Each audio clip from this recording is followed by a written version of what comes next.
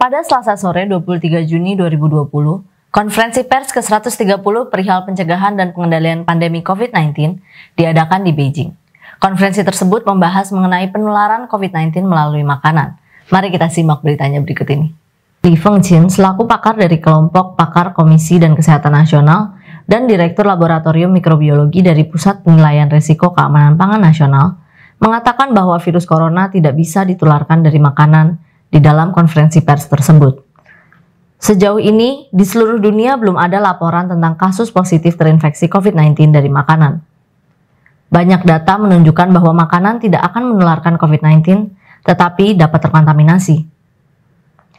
Namun, meskipun makanan mungkin terkontaminasi COVID-19, virus di makanan itu sebenarnya sedang dalam keadaan tidak aktif dan tidak ada kemungkinan menularkannya kepada manusia. Oleh karena itu, ketika mengolah bahan makanan, kita harus memastikan kebersihan serta cara memasaknya. Dipastikan makanan yang dimasak harus dimasak hingga matang. Pada Selasa lalu, ekonom United Bank of Switzerland atau UBS mengatakan angka produk domestik bruto atau PDB Tiongkok diperkirakan akan naik lebih dari 8% pada kuartal pertama tahun 2021. CIO regional dan kepala ekonom Tiongkok di UBS menyatakan, Tiongkok akan terus memperkenalkan kebijakan yang dapat menjadi stimulus pertumbuhan ekonominya. Hu Yifan, CIO regional dan kepala ekonom Tiongkok di UBS Global Wealth Management, memperkirakan bahwa PDB Tiongkok akan berubah positif pada kuartal kedua tahun ini.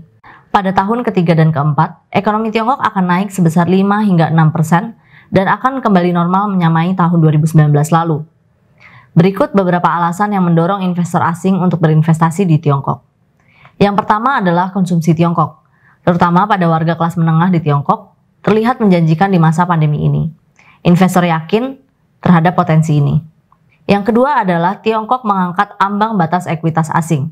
Yang ketiga, perusahaan-perusahaan Tiongkok telah matang sehingga bisa memimpin banyak sektor industri.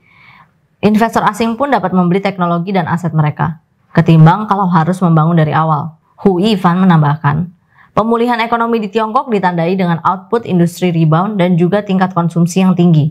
Konsumsi pada barang-barang konsumen dasar dan kebutuhan kantor tumbuh lebih cepat, serta penjualan mobil juga melebihi ekspektasi. Pada Kamis 25 Juni lalu, kapal di Yunnan, Tiongkok dikabarkan tenggelam. Pada kejadian tersebut, setidaknya ada 17 orang warga negara Tiongkok berhasil diselamatkan dari 27 orang yang tenggelam pada persimpangan Sungai Lancang dan Sungai Nanban tersebut. Dikabarkan, satu penumpang ditemukan tewas, sementara 9 orang lainnya hilang ketika operasi pencarian dan penyelamatan sedang berlangsung. Satu penumpang ditemukan tewas, sementara 9 orang lainnya hilang ketika operasi pencarian dan penyelamatan sedang berlangsung. Pada siang hari yang sama, sekitar 394 orang dan 16 kapal penyelamat telah dikirim untuk menyelamatkan orang-orang yang tenggelam tersebut.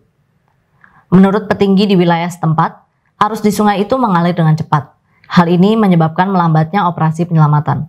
Menurut petinggi di Yunnan, kapal tersebut merupakan sejenis kapal Myanmar yang tidak memiliki izin untuk beroperasi.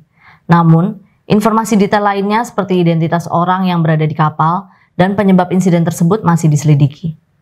Peristiwa itu terjadi ketika kapal itu berlayar sekitar 5 meter dari tepi Sungai Lancang di Tiongkok. Colin Huang atau Huang Zheng, pendiri aplikasi Pinduoduo, menyalip Jack Ma atau Ma Yun, menjadi orang terkaya kedua di Tiongkok. Pria yang baru berumur 40 tahun ini memiliki kekayaan hingga 45,4 miliar dolar Amerika Serikat atau sekitar 6.481 triliun rupiah. Hingga kini, nilai pasar Pinduoduo telah melampaui 100 miliar dolar Amerika Serikat atau setara dengan 14.287 triliun rupiah. Menurut Forbes, orang terkaya di Tiongkok saat ini adalah pendiri Tengxun, Ma Huatong, yang memiliki kekayaan bersih sebesar 51,5 miliar dolar Amerika Serikat atau setara dengan 7.352 triliun rupiah, yang berarti 6,1 miliar dolar Amerika Serikat atau 87 triliun lebih banyak dari Huang Zheng. Sedangkan kekayaan Ma Yun saat ini adalah 43,9 miliar dolar Amerika Serikat atau kira-kira sebesar 6.270 triliun rupiah. Sejak awal bulan April 2020 tahun ini, dalam kurun waktu kurang dari 3 bulan, harga saham Pinduoduo telah meningkat sebesar 143%. Meskipun dalam 2 bulan terakhir, harga saham Tengxun dan Alibaba juga meningkat secara signifikan, tetapi kenaikannya masih lebih rendah daripada Pinduoduo. Canton Fair mengadakan streaming secara langsung Dan perusahaan-perusahaan impor dan ekspor di Chongqing telah menarik perhatian hampir 100.000 orang dalam kurun waktu 3 hari. Acara yang diselenggarakan selama 10 hari ini mempertemukan para penjual dan pembeli secara online dengan sebanyak 26.000 perusahaan domestik dan asing. Pada saat pameran dijalankan secara online, maka jangkauan penjual dan pembeli akan jadi lebih luas, sehingga peluang bisnisnya menjadi lebih besar dan akan lebih banyak menyediakan produk baru ke depannya yang mungkin menciptakan peluang bisnis yang baru juga. Pada pameran yang dilakukan secara online ini, para pedagang membutuhkan waktu untuk mengenal dan mengoperasikan perangkat di pameran online.